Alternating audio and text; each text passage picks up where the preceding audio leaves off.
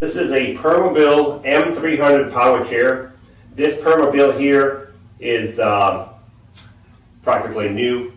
Again, this is one of them with less than a mile. So let's just say it has 1 mile on it, so it's 1 day's usage. So this chair is just showroom, brand new, ready to go. It is fully loaded. It has the 8-inch seat lift. It has a tilt. It has a recline. It has the legs, electric legs. So everything's electric on this chair. You can work the seat lift, which is the first thing I'm going to show you, through the joystick or through the box back here. So if I work it through the box, all I have to do is push the button here forward, and the seat will go up 8 inches. Very quiet seat. This is called a mid-wheel drive, meaning your drive wheels and your motors are in the middle. So that's what we call a mid-wheel drive, and that's the best turning radius you're going to get. So if you have a tight house or you have a tight area, you need a mid-wheel drive because that'll give you the best turning radius. So if you have to turn between a bed and a dresser, or you have a small bedroom, you still need to have the length of the chair to turn into, this length from here to here, but it's a very good turning radius. You can see the seat lift is elevated 8 inches. These are 14-inch solid tires, caster wheels in the front, caster wheels in the back.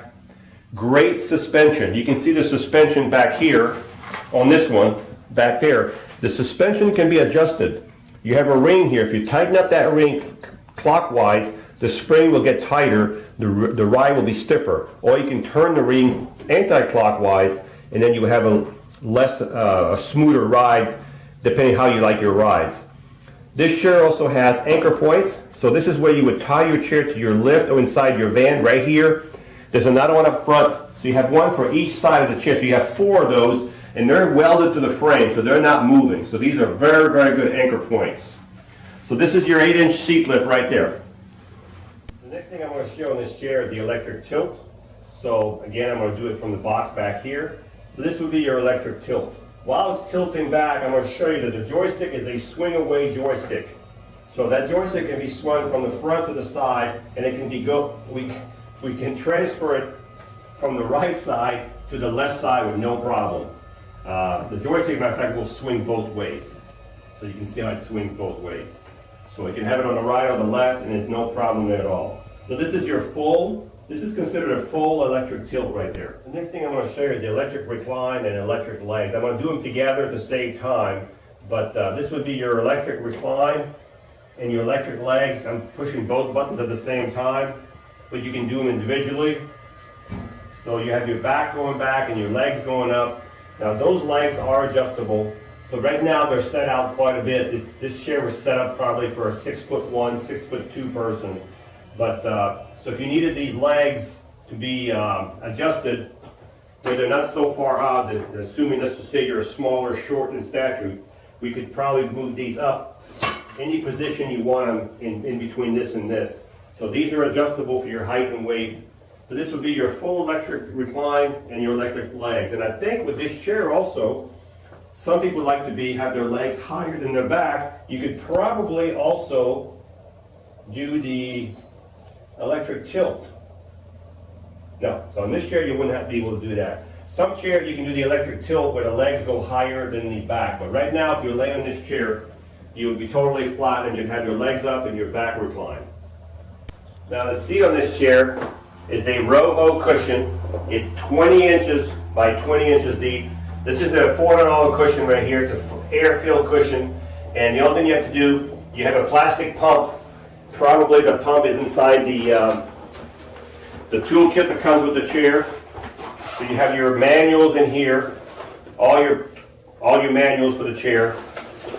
And you have your air pump. So if you want to adjust the air into this seat, you would take your air pump, connect it to the valve here, and when you have it connected to the valve, unscrew the valve to let the air in, then you can just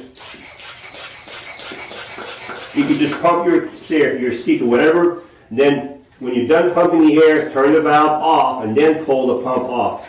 So it's a pretty simple process to adjust the seat to your comfort. As I said, the seat is 20 by 20. The arms are adjustable up and down for easy access.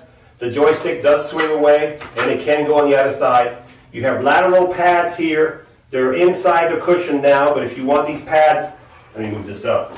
If you wanted these pads sitting more out or more forward, there's no problem. They're all adjustable. As a matter of fact, if you look on the side here, the pads are adjustable here, they're adjustable here, and they're also adjustable inside of here.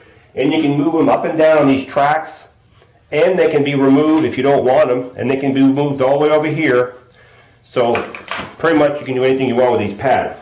So, as I said, there is a safety belt. This is a high back with a headrest. This chair does take 2 batteries. Group 34. There are 60 amp Group 34 deep cycle batteries, recessed post terminals. The batteries in this chair will come out one from the front and one from the back. You'd have to have the seat elevated, and you'd have to take this color shroud off, and you'd be able to do it that way. The foot plate can be retracted all the way under the chair if you wanted to. Now if you do that, sometimes the wheels will hit the foot plate if you're too far inside the chair. But if you wanted to exit the chair, put your foot plate up, you pretty much can exit now with not much in your way here. As a matter of fact, I think I can still go in some more. So that would be all the way in. When you drive the chair outside, I recommend you leave your legs, let your legs go at least out this far. Because you want the ground clearance between the legs, and these legs are set up pretty low. But if you're a tall person, you buy the chair the way it is, you got to be careful because your legs are only an inch or 2 off the ground, the bottom of the foot plate. So you would not want to hit a curb or something like that with these legs, and you'll bend the leg assembly. So those are the legs. It does take 2 batteries. Also in the front of your chair, right here, you've got a motor for each wheel. The motor in this chair goes this way to the wheel. There's one here and there's one on the opposite side. If you need to put this chair in neutral, always turn your power off. But there's your knob right here for neutral. You can push it, pull it my way, pull it this way on both motors, and you'll be able to roll the chair. Now this chair weighs 400 pounds, so it's not an easy chair to roll, but if you had to push it for some particular reason, this is the way you would put it in neutral. This would put it back in gear. Make sure you do both motors, turn your power back on, and you're back on. The back of the chair, you've got an adjustable headrest over here. They can be adjusted in any position you want. They can also be removed if you don't need it. Also back here, if you needed to adjust the arms, you want the arms higher or lower, there's a cylinder right here. If you unscrew these, then you turn this, you can see the arm can be tilted whatever position you want, and this way will bring it back to a more level position. And then make sure you relock your cylinders opposite direction and all that. Back behind the chair you also have a power button. If you ever needed to turn the power off on the chair, you can turn the power off right here. That turns the total power off the chair right there. Now the turning radius on this chair would be this. As you can see, this chair turns easily inside this whiteboard right here.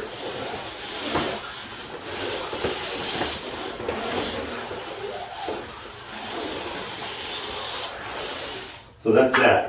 If you need to charge the chair, the only thing you have to do to charge is take your charger, plug it below the joystick, and when the light on your charger turns green, you're fully charged. Now the charger will recognize when the chair is full. So as soon as the chair is full, the charger will stop charging. You're not going to overcharge your chair, so you don't have to worry about it. Make sure the power is off when you charge your chair. You don't need to have the power on. Just leave the power off and go ahead and charge it. So as I said, this is an M300, 1 mile on it, literally brand new, and it's ready to go. This is Mark with Mark's Mobility. We are a family-owned business for over 20 years. Thank you for watching this presentation. We have several other models available. If you have any questions, please call the number below, 800-677-6293. Thank you again for watching.